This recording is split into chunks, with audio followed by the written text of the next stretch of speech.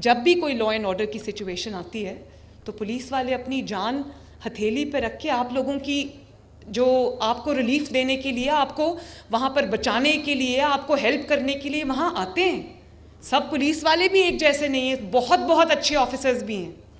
اسی طرح تو میں ہر دفعہ یہ بات سناتی ہوں، جب خیبر پختونخوا حکومت کی طرف سے پنجاب حکومت پہ حملہ ہوا تو اس دن ہماری جو پولیس ڈپلائڈ تھی، رینجرز ڈپلائڈ تھے، ان میں سے 4 رینجرز کی جان گئی، پولیس والوں کی جان گئی، ان کو شہید کیا گیا.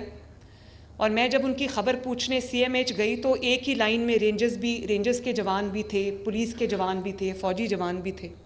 تو میں ان سب کے سروں پہ پٹیاں بندھی تھیں، بڑی بڑی، اور آنکھیں سوجی ہوئی، کسی کی آنکھ ہی نہیں، اور کالی آنکھیں ہوئی ہوئی تھی. دے ور بیٹن بلیک اینڈ بلو.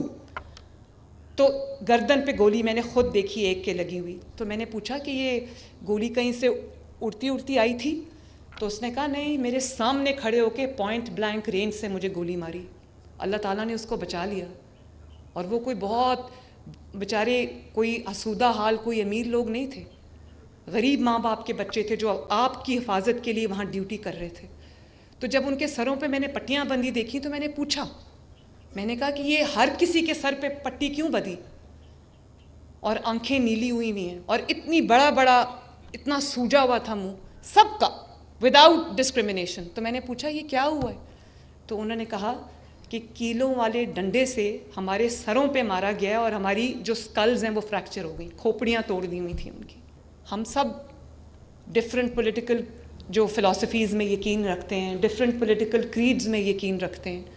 ہماری کسی کی اول تو میں نے اسکالرشپ دیتے ہوئے کوئی بچہ اگر کھڑا ہو کے یہ کہہ دے کہ میں نے یہ پوچھا ہے کہ تم کون سی پارٹی سے بلانگ کرتے ہو، ایک سوال میں نے نہیں کیا. آپ کا فیصلہ کیا ہوگا وہ میں آپ پہ چھوڑتی ہوں. میں نے آپ سے سوال نہیں کیا، بالکل نہیں کیا، کیونکہ آپ جس بھی جماعت سے ہو، آپ کی جو بھی پولیٹیکل فلاسفی ہے، آپ میری ذمہ داری ہو.